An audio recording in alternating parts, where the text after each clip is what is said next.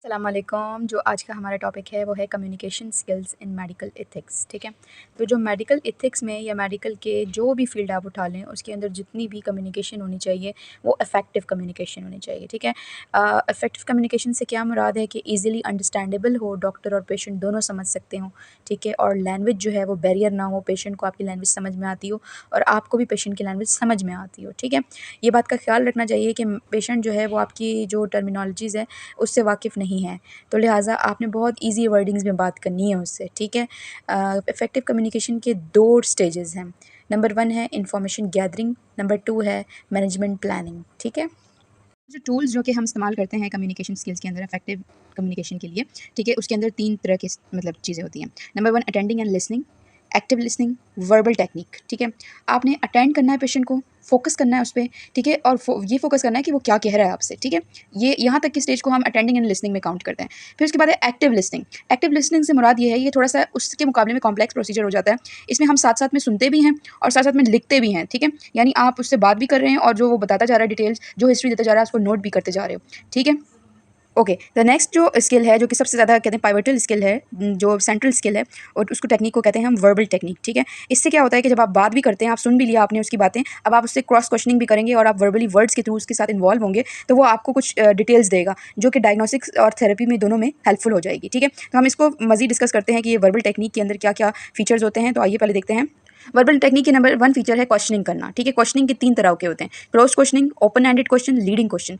Close questioning में आप जब देखते हो तो क्लोज क्वेश्चनिंग में आप जैसे उससे पूछते हैं कि आपको ये बीमारी है या नहीं है, आपको ये सिम्टम है या नहीं है, येस और नो में जो सवाल जवाब होते हैं वो क्लोज क्वेश्चन होते हैं। ओपन एंड क्वेश्चन में आप उसको इंकरेज करते हैं कि आप ये बताएं कि आपको कब से हो रहा है, कब से आपको बुखार है, कब से आपका ये मसला चल रहा है। तो ये ओपन एंड क्वेश्चन है। ठीक है, इसी तरीके से आप लीडिंग क्वेश्चन देखें तो लीडिंग क्वेश्चन में आप जो है ना अवॉइड करते हैं ये क्वेश्चन, इस टाइप के क्वेश्चन की वाई, ये क्यों हुआ, ये क्या हुआ, आप बेसिकली उसके रीजनिंग से जो है ना उस तक पहुंचना चाहते हो। ठीक है, तो फनलिंग इसका दूसरा एस्पेक्ट होता है वर्बल टेक्निक का। फनलिंग का मतलब ये होता है कि कोई भी चीज़ वो जनरल बात कर रहा है, फिर आप उसको स्पेसिफाई करो। लाइक अगर वो अपनी बात कर रहा है कि मेरे मुझे ये मसला है और ये मुझे ये चीज़ें बीमारियां हैं, तो फिर आप उसको स्पेसिफाई करो कि क्या ये आपके खानदान की तरफ में भी है या आपके खानदान की हिस्ट्री में तो कुछ नहीं है। तो इस तरह की जो क्वेश्चन होते हैं वो फनलिंग क्वेश्चन होते हैं। ये वर्बल टेक्निक में फनलिंग में काउंट होते हैं कि guide the conversation from general to specific. फिर आता है पैराफ्रेजिंग की टेक्निक। पैराफ्रेजिंग की टेक्निक्स जो होती हैं वो बेसिकली क्या होती है कि जो आपकी बात है उसको repeat, summarise and ask for validation करना। ठीक है, रिपीट करते जाना, बार बार उससे पूछते जाना कि जो आप ये बात कह रहे हैं वो ठीक है, फिर उसको समरी करना कि अच्छा ठीक है, आपको तकरीबन इतने अरसे से है ये मसला, तो फिर आप इसके बारे में वैलिड करना कि हाँ इसने ये स्टेटमेंट दी है अपनी, पेशेंट ने मुझे जो ये बताया है ये चीज़ जो है ये ठीक बताई है, ये वैलिड पॉइंट है। चौथी टेक्निक है सिलेक्टिव रिफ्लेक्शन। सिलेक्टिव रिफ्लेक्शन से मुराद ये होता है, रिफ्लेक्शन का मुराद ये होता है कि फीलिंग्स जो अटैच्ड है उसके बीमारी के साथ, साइन और सिम्टम के साथ, वो पेशेंट आपको खुद बताने पे मजबूर हो जाए। ऑब्स्ट्रक्टिव डिस्टर्बिंग फैक्टर्स जो कि आप कह दें कि आपकी कम्युनिकेशन को डिस्टर्ब कर रहे होते हैं जब आप पेशेंट से बात कर रहे होते हैं, तो उसमें सबसे पहली जो फैक्टर है वो है सेलेक्टिव लिसनिंग। जो है फैक्टर है कि कुछ पोर्शन सुन लिया और कुछ पोर्शन छोड़ दिया। एक्सक्लूसिविटी की जो है ना वो कमी होना।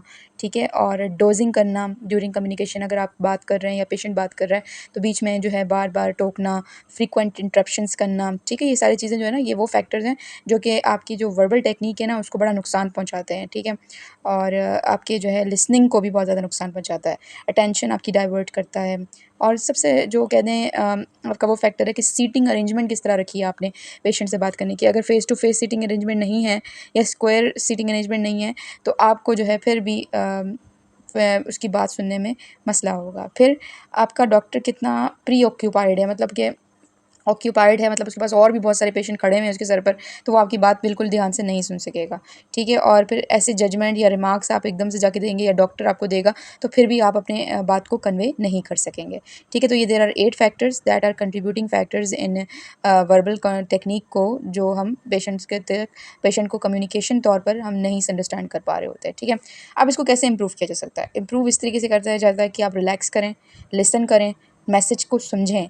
ठीक है, और फील करें उसकी प्रॉब्लम को। ठीक है, फिर उसकी रिस्पॉन्ड करें उसकी फीलिंग्स को, फिर उसके नोट्स बनाएं, पैरालिंग्विस्टिक नोट्स बनाएं आप, और फिर उसके जो वर्बल क्यूज़ हैं यानी जो वो नॉन वर्बल क्यूज़ दे रहा है, जो बोल नहीं रहा लेकिन वो तकलीफ़ में, तो आपको मतलब उसकी तकलीफ़ आपको दिख रही है तो उसको नोट डाउन करें। ठीक है, और कोशिश करें कि आई कॉन्टैक्ट रखें और स्क्वायर सिटिंग में बैठें ताकि पेशेंट जो है वो आपके साथ उसका रिलेशन अच्छा बने। ठीक है, और वो आपकी बात को मतलब आई टू आई कॉन्टैक्ट रहे और लीन टूवर्ड्स क्लाइंट, मतलब आपकी अटेंशन उधर ही रहना चाहिए। ठीक है, तो प्रॉम्प्ट्स जो हैं मतलब बीच बीच में बार बार बोलने से मतलब ये रुक जाएँ। तो ये सारे जो फैक्टर्स हैं, तो फिर आप जो है जब आप ये सारे फैक्टर्स फॉलो करेंगे तो डेफिनेट सी बात है कि आपके जो ये कम्युनिकेशन स्किल्स हैं ये अच्छे हो जाएंगे और जो ये वर्बल टेक्निक्स हैं ये पूरी अच्छी तरीके से फॉलो होंगी।